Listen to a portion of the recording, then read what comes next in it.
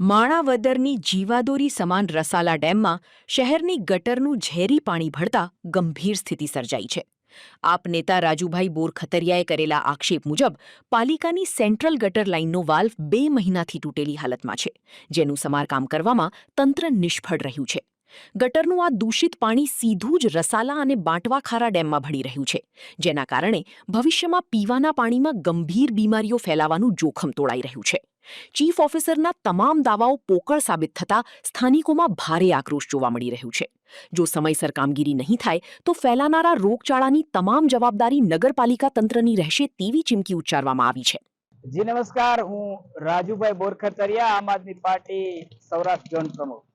આજે માણાવદરના જે રસાલા ડેમ છે, રસાલા ડેમ પાસે એક નગરપાલિકાએ પોતાના શોખથી, પોતાના પાપથી એક ઝરણું બનાવ્યું છે.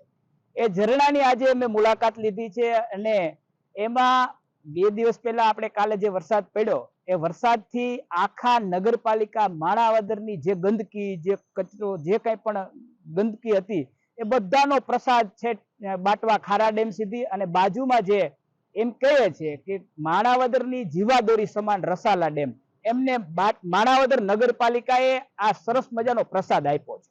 એક જે ગટર છે, ગટરનું કેટલા સમય છે, લગભગ 2 મહિના થયા અહીંયા તૂટેલું છે. એને ખુલાસો આપ્યો હતો કે અમે ડાયવર્ઝન આપ્યું છે, કે જે ગટરનું કામ ચાલુ છે ત્યાં અમારા સંપનું કામ ચાલુ છે, એટલે અમે તે ડાયવર્ઝન આપ્યું છે.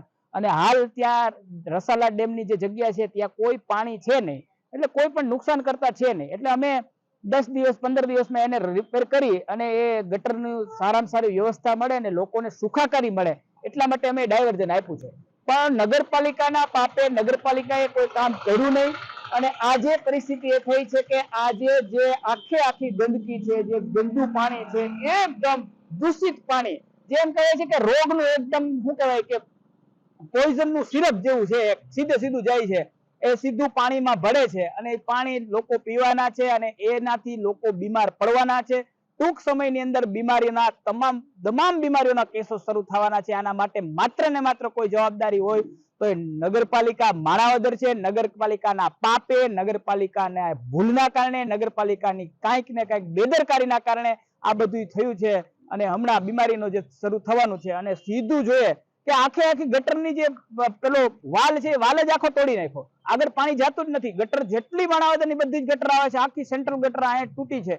અને એને પાણી કઈ ઓછું પાણી નહીં. આપણે તમને એમ થતું કે રાજુભાઈ એવી વાતો ના કરો, વરસાદમાં તો ખૂબ પાણી આવશે ને ગટરનું પાણી તો દેખાશે નહીં.